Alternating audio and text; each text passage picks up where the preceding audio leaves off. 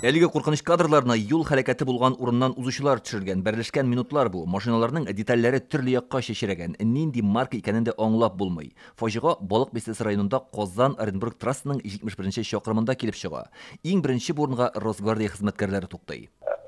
Увидели 3 машины на проезжей части. Без узып барганда юл читендә машиналар күрдек. Эшнең нидә икәнен аңлагач, андагы кешеләрне коткарырга, иминлек эшләренә керештек. Җиңел машина йөртүче каршы як полосага чыга һәм Казаннан Зәйгә баручы микроавтобус белән бәрелешә. Җиңел автомобильне йөртүче шунда ук һәлак була. Автобустагы 11 кеше шул исәптән бер бала тән җәрәхәтләре алган. Фаҗига урынына бер юлы 5 районнан ашыгыч ярдәм машиналары җибәрелә.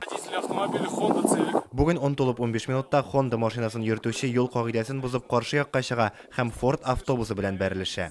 Юл хәрәкәтендә зыян күрүчеләрнең берсен көндезге сәгать 12-дә вертолет белән Республика клиник хастаханәсенә алып киләләр. Ә инде калган зыян күрүчеләрне шушында ашыгыч ярдәм машиналары китерә. Балык бистәсе районындагы авариядан РКБга 8 кешене алып килгәннәр.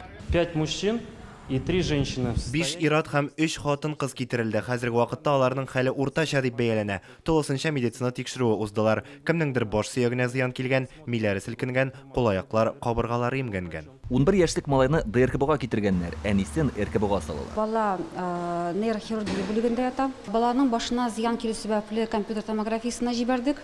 Хәзерге вакытта баланың сәламәтлегенә берни янамый. Республиканың тикшерү һәм хукук саклау органнары бу юл хәрәкәтенең сәбәпләрен тикшерә башлады. Җинаять эше кузгатылган. По данному факту следственный орган. Саксызлык аркасында кеше үлеменә китерү һәм хезмәт күрсәтүдә иминлек таләпләрен үтәмәү маддәсе буенча җинаять эше кузгатылды. Тикшерү дәвам итә. Бу аяныч хәл бөтен республиканы тетрәтте. ЮХИДИ хезмәткәрләре юлда йөргәндә кагыйдәләрне үтәргә һәм бик игътибарлы булырга өндәй.